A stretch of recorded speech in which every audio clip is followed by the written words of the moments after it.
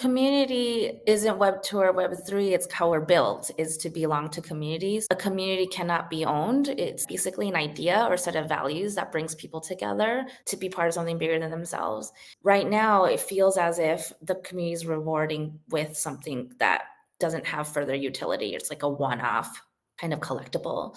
And in Web3, I think you can unlock so much value when you collaborate outside your own ecosystem. If you take a brand like a sports brand, how do you cross collaborate with other brands, with other communities, with other co-creators that are outside? And that's where Playground can actually be one platform, a home where that happens.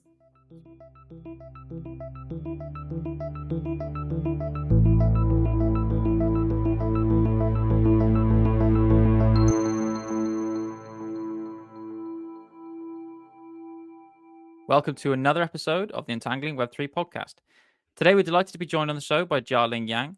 Jia is the founder of a new social platform called Playground, where Web3 communities can grow and connect like-minded people together like never before. Her background as an award-winning creative director, working for the likes of Meta and top-tier global agencies and brands, has helped Jia to raise over $2 million from big names in the Web3 space, including Animoca Brands, Polygon, Avalanche, and Miston Labs, to realize her vision for the future of community.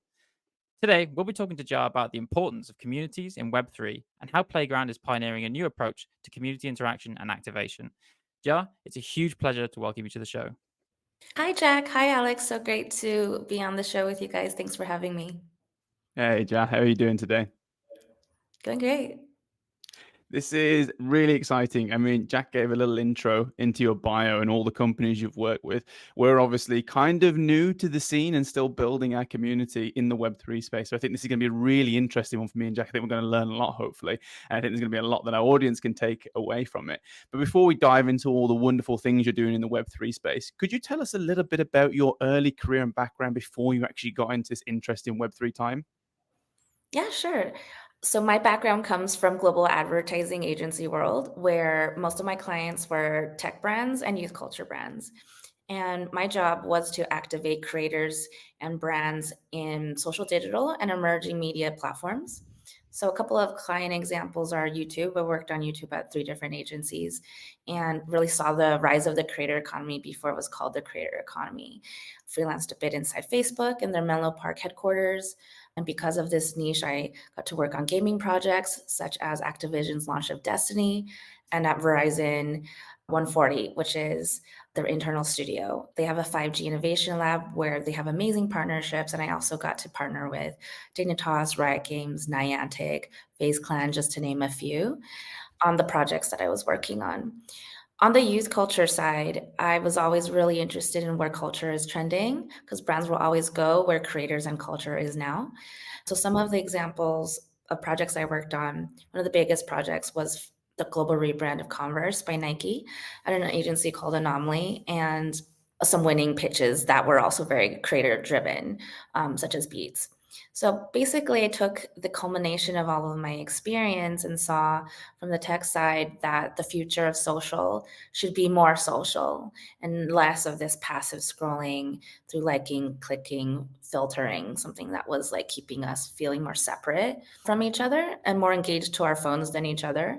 And I saw basically through all these gaming projects and activation briefs that the future was going to be community centric, about bringing people together through shared experiences so we can make deeper connections, and also through these multiplayer kind of more immersive real-time activations. I also saw that industry was fueling a huge business model and trillions of dollars into the most profitable Web2 platforms, and that was advertising. And that creators at the end of the day, that their value and that the data and their audience was kind of being centralized and sold somewhere else. So basically, I took all that experience and said the future of social also has to be where the creator owns their own community and owns their own data. And yeah, I guess this prefaces our conversation because today we'll be talking about how Web3 is basically enabling all those fundamentals. Wow, that is such an interesting background before you got even into Web3. Like, there are so many projects you were naming there that I was like, hairs standing up on my arm. But Destiny, Riot Games, and Nike, it's huge projects. So it seems like you had a real understanding of, the advertising model and a complete expertise in the advertising model of Web2 companies. And it was this, with the problems that you kind of mentioned there, is this what led you into Web3? Was it like a gradual transition because you understood the value proposition, or was it like an immediate overnight, oh, I have to move into this space because of XYZ? What led you into Web3? Yeah, so now to go a bit into my interest in startups, like I always knew I wanted to create a company. I went to school in Austin, which is a really entrepreneurial town, and the first startup I ever worked at was called Empower, and the entrepreneurs there were the founders of NetSpend, so it was like alternative payments. So I always had this idea that I wanted to do a startup, and I did have experience in alternative payments, although I didn't know it'd come full circle later. So as I was beginning to have new ideas for a new type of social platform, more of a like social experience platform, the first encounter with Web3 was actually at a party in Berlin where somebody who was working at Consensus at the time was like talking about ICOs. And this was like very pre-COVID times, 2018, even when I was starting to think about these ideas. So it was kind of circulating around, but I didn't focus on it. And it wasn't until I really focused on Playground full time and started to fundraise, and then Animoca Brands came in, that I was really enlightened and started to go down the Web3 rabbit hole more passionately and accelerated the Web3 plans. And it's because I had the best partners at the time to take me on that journey. And yeah, a little bit to what you were saying before, which is how I came to this conclusion. Yeah, I just didn't see it as basically a creative who's coming up with ideas for the campaign side. I wasn't building the game, I wasn't doing that. I was actually creating the campaign to help them reach audiences. And that's where I saw that most platforms are made for audiences, where it's broadcasting one to many. And it's very like a one-sided conversation. Therefore, you get a following, but you don't know who they are, you don't own them, and you can't tell who's the most engaged. You don't know who your super fans are in a community to be able to give them deeper access to experiences or content. So yeah, I basically saw that most social platforms were passive audience platforms rather than community building platforms. For sure. And I would really like us to kind of focus just before we get into the Web3 side on this idea of community. So I can speak from experience. Untangling Web3 is the second community I've actually had an experience in building. I've actually run my own meetup group before, and I can tell you it's very, very challenging to grow a community and keep everyone happy, and to put on events and things, especially post COVID. To be honest, it was always so much harder after that, and people were less keen to come out to events and things like that. But obviously, I've mentioned two different types of community there, right? A podcast community and an in-person events community. So overall, what does community actually mean to you in it as a general term?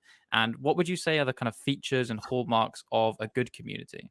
Yeah, I mean, community isn't Web2 or Web3. It's kind of like humans, how we're built is to belong to community. So I would call them, it's a space where you feel alive, interested, and connected to the things you're most passionate about and the people that you care about most. So it's this place for self-expression, for all the different sides of yourself and that you want to experience and explore.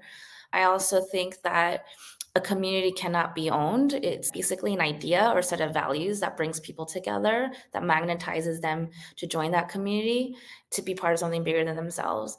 And I would also say it's inherently decentralized. So nobody can really own a community because if they did, it'd be a cult, right? And so I think it's interesting that communities are these organic things where people join and then subgroups spin out and then new subgroups join back in.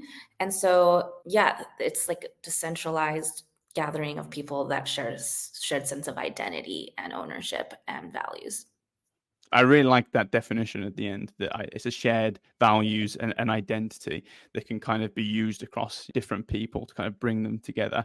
I know Jack knows that I'm going to bring up Sapiens because it's one of my favorite books. We are innately storytellers and we want to find connection with other people. And in the digital age that it's more convenient to build connections, but I think in a lot of ways it's sometimes we lose that human element of the connection when we do use the convenience of the digital space. And I think Web3 brings so much potential to bring back that human aspect again, make things more emotional, make the connection more human, more real, more lifelike, but with the convenience of the digital age. You mentioned there, which I think is really interesting, I agree with you, community itself isn't necessarily defined by Web 2, Web 3, and all this kind of stuff. Community is independent of that. But, we're building, well, we are trying to build right now a Web3 community with this project, with this podcast.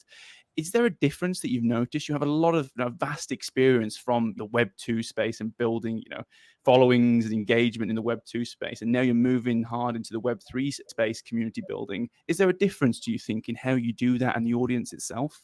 Yeah, absolutely. I would say that there's a little bit of an education, and it's really difficult to build a community.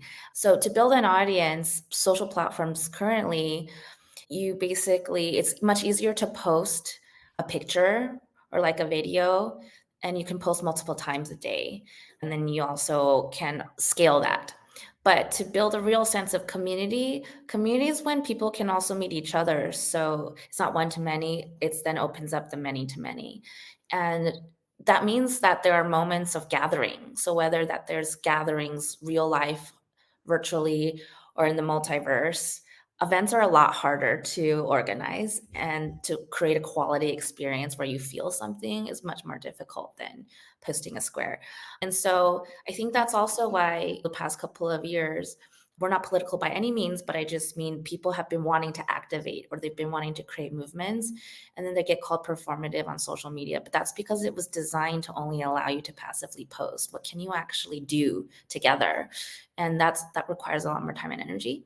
But I think we've designed it in a way so that people can actually connect, gather in spaces, and we're giving them all the tools to host events, and then to also co-create and collaborate in between events on other types of activations like podcasts, videos, NFTs, merch drops, to create that subculture. And I think also community is about shared values, but it's also about giving and taking value. So I think the rewards part of Web3 is really important for healthy engaged communities. When people contribute to you, it's because they love you. And I think a reward does not have to be financial or monetary, because people are doing it because they love it.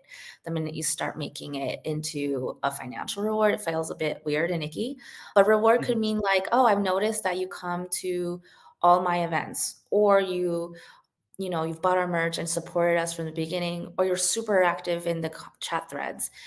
And then you could almost drop them a moderator badge or status, right? Mhm. You could drop them an organizer badge for hosting meetups and being an ambassador.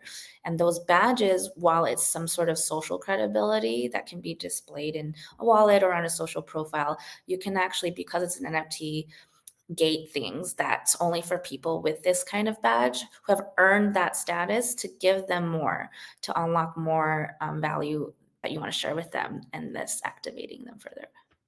Yeah, do you think that's the key distinction then between communities in the Web 2 world and how they're set up in Web 2 and Web 3 communities? This idea of incentivization, rewarding. Because one thing that struck me earlier is previously I've thought about it as the incentivization piece, but then you mentioned communities can't be owned.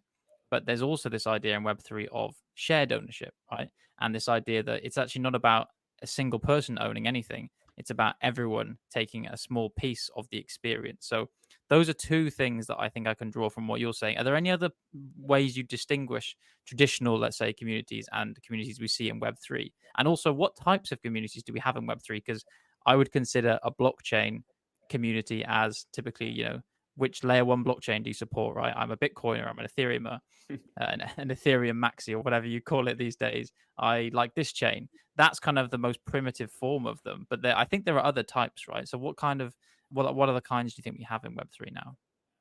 Yeah, just to double click on the first part of your question, I think most people think of the community as a place to engage. Like right now, we're all in these Telegram or WhatsApp groups, and like it's called a community, but it's just chat.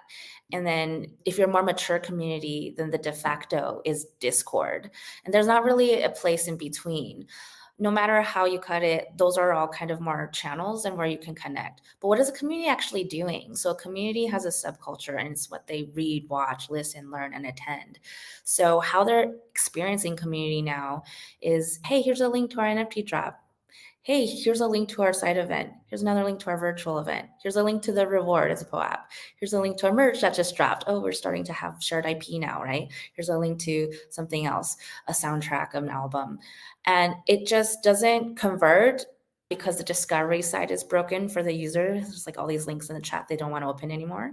And then on the back end, it's really difficult to manage and activate and reward based on what people are doing when the links are on all these different platforms. And so right now it feels as if the community is rewarding with something that doesn't have further utility. It's like a one-off kind of collectible. But when you see, as you were mentioning, the community generate IP that's more valuable as a collective, and you're part of launching something bigger than yourself, it's actually having a sense of co-ownership of everything the community does. And everyone has a different role and skill set that can be unlocked when they contribute and co-create with that community. So there's that in Web3. I would also say that traditionally in Web2, it's not just on centralized platforms, but it's also centralized thinking, in terms of thinking that we have all our own resources and we need to do X.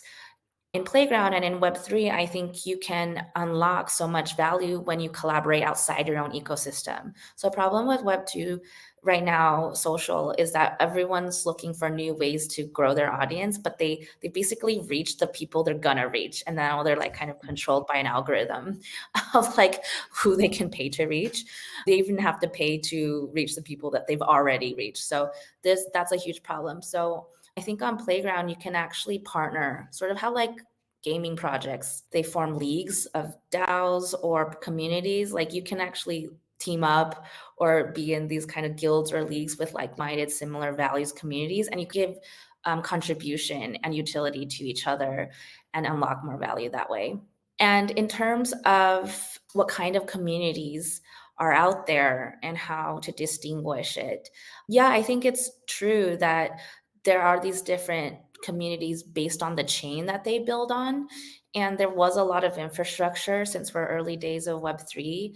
And some of this infrastructure hasn't differentiated itself yet. It's really interesting when a chain positions themselves like, there's Luxo for creative communities. And then there's other chains that, like the ones that I work with, but they go after gaming and also culture, and some are like corporate and enterprise and brands. And I don't think that communities, I think maybe builder communities form themselves around chain, but I think that for Web3 to scale, the bridge is going to be bridging it to Web2, where you don't talk about which code do you build this app on, right? It's about bridging it to culture and where the creators are. And then creators are just, the way creator communities work is that there's already an interest, there's already something they're doing together. So it's more separated based on interest, your passions and interests, and maybe even geography, so that you can actually meet up and grow tighter bonds. So yeah, I think we'll see communities based on like what they're doing together, rather than like which chain you're on and what's the floor price today and how can we pump it. That's so true. I'm really glad you mentioned that, because so much of like the discourse in Web3 is about crypto, right? And it's then, okay, it's about the technology of the underlying crypto. And you're like, well, the chain I use is 10 TPS faster than your chain. So philosophically, we're completely opposed for the rest of our lives. You're like, this is so pathetic. Come on, let's have a real conversation about this. What are our shared values? It's not just about the infrastructure. Community is so much more than that. I'm really glad you mentioned that. And when I think of like my idea of good communities, I always go to gaming, right? I go to the early days of gaming when I was playing Halo or Minecraft. And you mentioned the term co-creation and co-creators. The idea of like a company setting up the foundation of a game, then giving it to the fans, the people that love it most, and letting them play with it, build on top of it, and just take that so much further than they could ever imagine. And these communities are some of the best in my mind that exist right now. Get the gaming sector and certain games, like I just mentioned, really know how to enable their fans to really make the game the best it can be. But what are some of the best examples of communities that you can think of in the Web3 space right now? Yeah, I mean, I don't want to be trite because Pudgy Penguins is actually doing so well, but I think they're just doing well because they're creating real value. They're a community where the IP is not just the characters and wonderful storytelling that they've made, but now you can see the IP line, like such as toys, show up in Walmart. So it's just really made that leap and that bridge into Web2. And actually, they're showing how there's real value already made and not just promising that value. This is not a community, but I like to study what brands are doing for communities. And I think it's really says something when you have big enterprise brands like MasterCard, literally from finance and really legacy institutions. And they're starting to create Web3 creator programs so that therefore they're growing a community of creators that are not only advocating for them and being ambassadors, but also like pioneering Web3 ideas that I think is really interesting for them. And I think they're the perfect company also to study because loyalty and rewards has been such a big topic over the past year or more.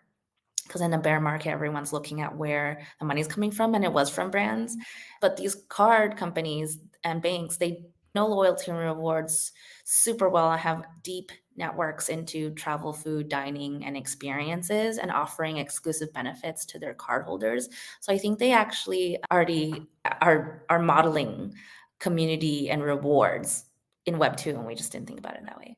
Yeah, I think those are two really great examples. I mean, Pudgy Penguins I think it's the largest by value NFT collection in the world right now, or at least it's pretty close if it isn't by now. And that kind of slightly came out of nowhere, but they're doing things in a very interesting way. Like if you go back, the previous biggest being Bored Ape Yacht Club, that had a kind of big community. It had all the events, it had the celebrity endorsements. I think Seth Green was making a TV show with his until he lost it. But that, in my opinion, it looked more like a kind of cash grab version of the community you can build around NFT. Whereas Pudgies are doing some really smart things. I think they have set up the .pudgy domain, so they're taking other elements of Web3 with unstoppable domains, and they're bridging that physical and digital world, right? Because they're basically now a physical offering. They're being able to sell plushy versions and toy versions of the NFTs in stores in Walmart, as you said. So I think that's really interesting to show the value of evolving how you build these communities over time. And as with the Bored Ape Yacht Club, I think we saw lots of issues there around one of the nascent communities in Web3. So my next question would be then, what are the main challenges you see when building a big community and building an audience and connecting with that audience in the Web3 world? And then onto Playground, how are you going about solving those challenges with Playground, and what are you guys up to? Yeah, I think you mentioned earlier it takes a lot of work to build communities. So I think the biggest challenge is that right now the tools to build community are quite fragmented. So the way you build community is by connecting people, by activating and like doing things together to strengthen those relationships and also co-creating and collaborating and giving to each other. So in the connection vertical, I mentioned all of the different group chats that we're in, like WhatsApp, Telegram, and Discord. There's no really easy way to onboard those users to Web3 unless there's a lot of integrations. It's mostly gaming communities. Some of these artists or musicians or filmmakers, like more creative communities that put a lot of craft into the experience or their visual identity, are a little bit allergic to those platforms or chat platforms. There's no way to easily host real life and virtual experiences. The real life part's missing. There's no way to membership gate without a lot of integrations, like how you would use an NFT to gate the different channels and experiences. There's no way to like make money again without these integrations, like from ticketing, from memberships, from the things that the IP is generating, like those microtransactions. To earn money is really important to these creators. And then lastly, how do you grow versus discovery, and how do you grow outside your own ecosystem? Then there's the part where these places to connect aren't the place where you activate the community. And so I already mentioned where you're linked out to all the different places where people are actually doing the thing. So social media is a great place to be promoting what you're doing, but where it's actually happening, what you read, watch, listen, learn, and attend, those actions aren't really tracked and managed or rewarded on these community platforms. So what ends up happening is that you either build it yourself. A couple of large NFT communities like World of Women, they have Patio, which is like their own social network, or you see these projects getting funded to build their own, or they'll white label it there's a couple of Web3 community platforms that you can white label. But when you white label it or do it yourself, then basically you're siloing your community. And so you're not benefiting from discovery and cross promotion and cross pollinating audiences. And you can't collaborate outside your own ecosystem. So if you take a brand like a sports brand, where they're definitely big enough to have their own sporting community on some white label solution, their community is made up of teams and leagues, and those teams and leagues are made up of players.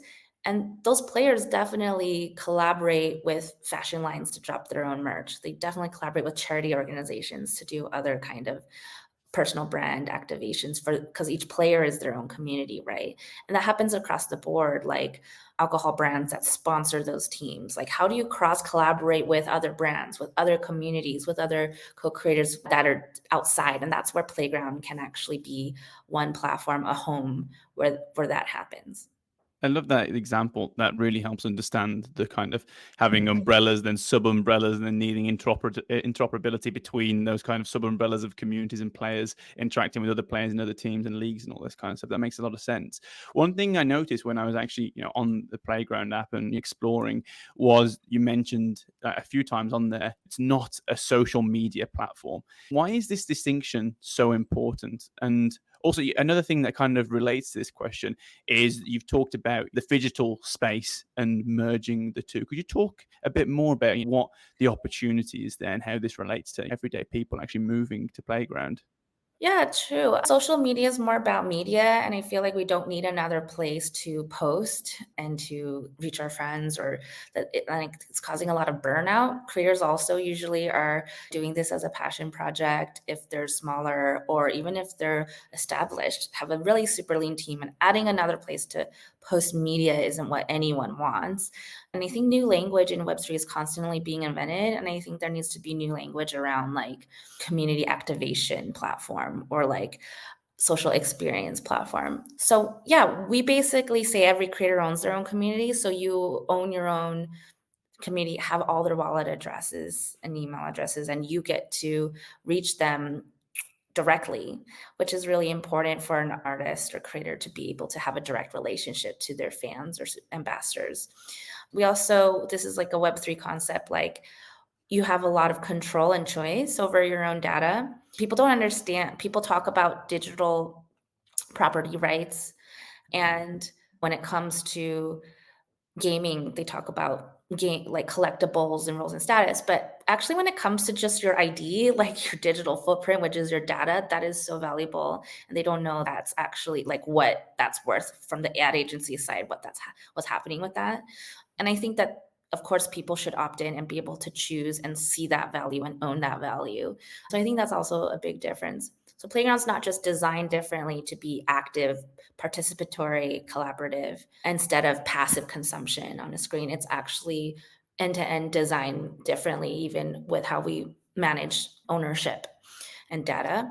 And in regards to your other question, in Yeah. addition to digital ownership and being rewarded from the communities that you're participating and contributing to, the platform also rewards you. So Playground is underpinned with not just Web3 activation tools and features, but also a token ecosystem. So what that means is as you play on Playground, you join communities, make new friends, do things you love, things you were going to do anyway, like attend events, listen to this podcast, watch this video, collect this merch drop. Things you were going to do anyway, that's all play. That's you being self-expressed and doing what you love and discovering. So play turns into play points on Playground, and that unlocks more utility and special features on the platform. It also unlocks rewards across communities on the platform. So if you party with, let's say, Bored Ape, or you work out with Olive X, or you listen to the podcast with you guys, that is all play. And does that turn into free movie tickets? Does it turn into travel rewards so that you can meet up somewhere else and play some more? So play is our in-platform reward system. And ultimately there's ground, which is the common ground of Playground, and it's a governance coin. And that just means that we are going to build a global playground together, and that people should have a say in it. So the platform gives the tools so that every community can reward their users their own way. But at the platform level is also rewarding with play points and ground token. That's really fascinating to hear. And it sounds like at Playground, you're doing kind of everything Web3 all in one go. The data privacy aspects, the tokenization, reward system, incentive mechanisms, NFTs, all this stuff. And then you also throw in DAOs, right? Decentralized autonomous organizations, effectively, if I've understood correctly. It's not just about the users on the platform and how you reward them. It's also about this wider idea that we're seeing even more now with DAOs on how you govern the platform, how you create new features, how you respond to the community of users of Playground as a whole, and not just those individual sub communities. And I can see where that idea of cross pollination is coming in there. So yeah, it's really fascinating. I've been on Playground myself. We've set up our account as well, so if anyone wants to go and follow us there, you can. That's a very small announcement, but I know, Jai, you have other things to talk about, right? So is there anything else we should know about Playground? Yeah, and speaking of co-creation and rewards, I have a really exciting announcement. We're always building, and we're actually launching a new feature today. And we're really excited that your community will be one of the first communities to experience it. We're launching a new, more robust reward system on Playground so that now, whenever you create a community and you create an activation, again, an activation could be the launch of a podcast episode or an event or a video, a music soundtrack. We're allowing you to choose to launch it for people to read, watch, listen, learn, or attend, but then also if you want to reward participants. So everyone listening to me right now, if you are tuning in and a listener and an avid follower of Jack and Alec's wonderful community, we're launching a feature where if you go to the Playground, follow their community, you'll actually have a wallet where they will be dropping rewards and collectibles as you engage over time. This will unlock access to their wonderful community of thought leaders around the world, where you'll get to have deeper experiences, whether you're in London or as they grow, global chapter by chapter. And maybe you want to help them grow because you want to get involved with Web3 and you want to be an ambassador to create events on our ticket and have that be tagged to their community on Playground. And then you start to be an ambassador and event organizer for their podcast community. And you can kind of start to not just be passively listening, even though I hope this is really helpful and fun, but it's even more fun when you jump in and join and do things. And you can see the impact that it'll have as your community grows. And who knows, one I day when love the next iHeartRadio, what does that that. mean? In terms of like other things and tokens. So I think that's the exciting part of Web3 and what Playground's trying to facilitate is a playground around every community on Playground. I love that. My mom is going to be thrilled. She's going to be booking me in for lots of one-on-ones with this new Web3 wallet. It'd be really interesting to see if she's learned what I hope she's learned. Yeah. And what's great is that everyone is super friendly and welcoming in the community. We're all reinventing a future that we think is more connected and a lot meaningful and fun. And so it's a really fun community to jump into. And there's ways to kind of gradually dip your toes in. So what you might see from this community or the communities is that the first quote unquote collectible or drop will be something like a membership pass, and as you have that pass, you'll get to experience what it unlocks. Channels with thought leaders where you can chat with them and ask questions directly, or again, special access to events and content. This is a reward system that we've built out with our partners. It's on the Sui mainnet. So we're the first NFT ticket on Sui. And now we're building out the reward system. But Playground itself is multi-chain. So going back to before's is a community based on what chain you're on. We actually are EVM compatible. So Polygon, Avalanche, and Sui, and we're in touch with a lot more chains. So it doesn't matter what chain you have allegiance to on Playground. It's just more about like the community you resonate with, like where you find value and where you feel like you want to contribute. And so at the end of this podcast description, you'll find a link where you can join their community and see what's going to come up next.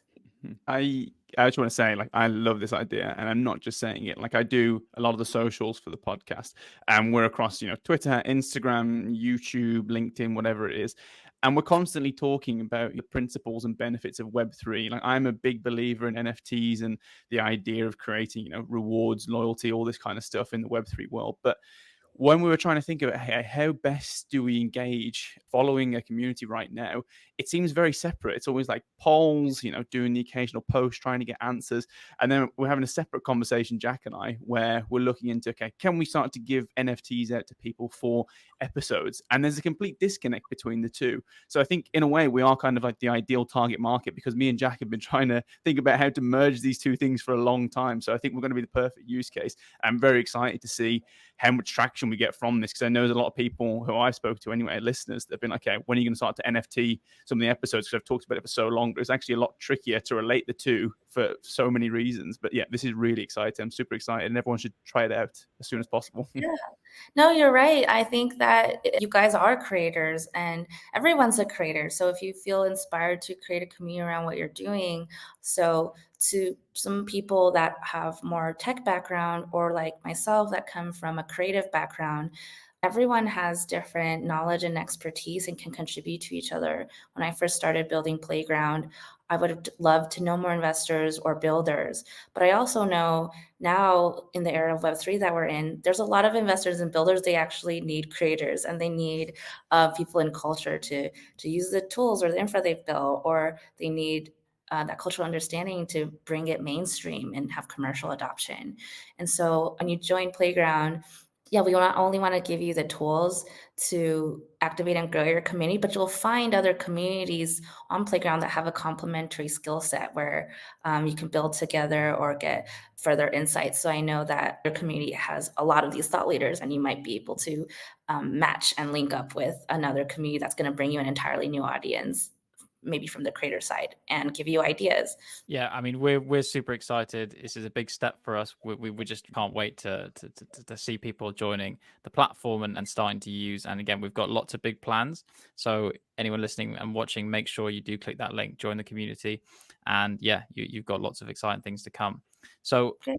It's been such an interesting episode. I've learned so much already about this whole idea of what Web3 community actually means, right? What does community mean in a Web3 world? How can we improve them? Now, coming to the end of the show, typically we will ask about what does the future hold. Now, in my opinion, what we've discussed so far is all very much what the future holds.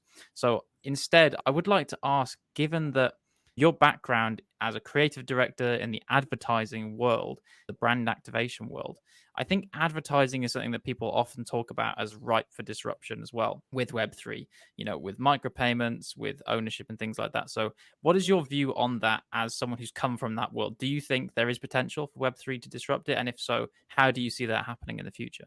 Right. I think that I've touched on it a little bit, but I think that advertising has fueled trillions of dollars and ad spend into Web2 social platforms. And that's because data and digital ownership of the data is valuable. And I think that on Web3, you're able to choose to give that away or not. And if there is value, it's immediately executable where you receive that value within your own wallet. So I think that will be completely disruptive. I also think that digital identity in Web3 will be really interesting to advertisers. In a Web3 wallet, if you are in a community or you have collectibles that have been earned based on what you do, not what you say you do, that's really valuable. And so advertisers will actually start to build more meaningful experiences and know how to basically empower your life better or be able to sponsor more experiences or add more meaningful value because they're getting more granular data. They'll be able to not just know blanket audience things to say or experiences to give or products to launch, but they'll see the subcultures or the really niche microcultures that within each community that will give them these insights. I really love the idea. I mean, we could talk about digital identity for hours, and I think we have 2 episodes on it, but like specifically related to ads, it's so interesting. It's not just about, you can get privacy preservation for users when they're actually going through ecosystems. You can also get like authenticated data, ensure that this is a genuine person and not just a bot, which is, so powerful for the actual people running the ads. And I think a really cool thing as well, you kind of hinted at before, is how to link ads through click through, who's actually using these services, who's actually paying for these services, which is really crucial in this space as well. But I think Web3 is going to be extremely disruptive, as you've mentioned, for advertising generally. And I'm quite excited to see that because I do think it needs some disruption. I'll hit on a couple of other topics as well. So I think we've talked about co-creation. So just again, highlighting that a lot of brands want to move quickly towards where culture is, and that's usually generated by creators in culture. And so when you see fashion brands, like when I worked on Converse, it was all about the creators. So there was a lot of collaboration and like empowering the artist. And I think with Web3, there'll be a lot more collaborations where that co created value is given back to the artist. I also think gaming has been the most energized space in Web3 so far, but that you could apply that to brand experiences and activations. So if I take an example from many, many years ago, Activision this is a completely like a Web2 campaign, but when they launched Destiny, they imported the world of the game into Google Street View. And within Street View, you could explore like Mars, Venus, and have these hotspot clickable moments of education or immersive Easter egg, or be able to like experience a collectible of character, unlock a skin. And so that is very early what kind of POAPs are in this wave of Web3. And so if you just take a Web3 lens on that same activation, you'll be able to basically own imagine in Strava where you'll be able to like own the role status and badges or points, and that actually turns into something of real value across all of the different reward systems of the platforms and communities you're part of. And I think that's something really interesting to tap into. Yeah, I love this. And just for our listeners, POAPs is, it's kind of a booming space right now in Web3. It's what does it stand for? Proof of attendance protocol. It's like to show that someone was in the location at the concert that they say they were, to authenticate that data and then potentially create some information or reward or certificate related to that. But yeah, that's a really interesting space right now. We are coming to the end of the show. I've learned a lot. I am so excited to jump on Playground and play with all the toys that you've mentioned. And I think hopefully it'll benefit our listeners as well. We have a segment here that I'm very excited to get your answer on, actually, that relates to Web3 generally. We ask this across all our guests, and we like to see how the answers vary with time and across different sectors. So the first one is, in one sentence, what is Web3 to you? It's a playground of possibilities for connection, co-creation, and most importantly, co-ownership. Oh, that is punchy. I love how you got playground in there as well. Both the meanings as well. Okay, great. And the second one is, if you could choose anyone, alive, from history, or fictional, to sit down and discuss Web3 with, who would it be and why?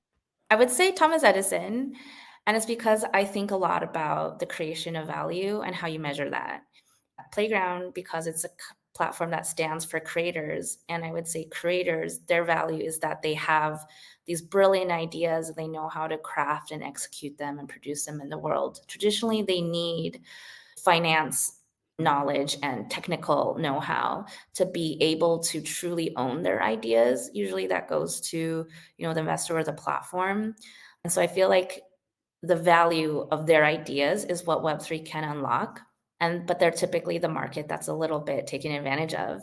So I think a lot about how you value an idea. And I would ask Thomas Edison and have this conversation with him, because he not only had the idea, but then what's his time worth, like however many tries he did to basically bring that to life, and like what's the value of somebody bringing light to the world, like how do you measure that?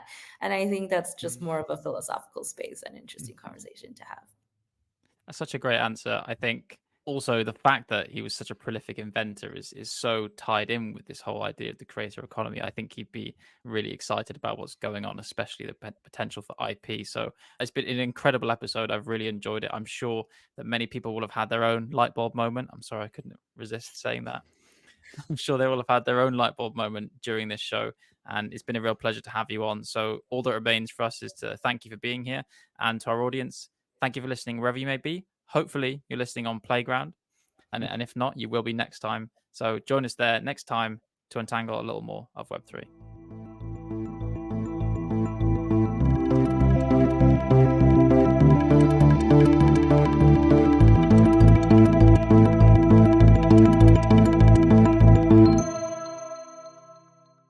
Thanks for tuning in to another episode of Untangling Web3, produced by Emma Camilleri. Don't forget to send us your thoughts, questions, and comments on social media. And be sure to follow us on your favorite podcast provider to catch the next episode. See you next time to untangle a little bit more of Web3.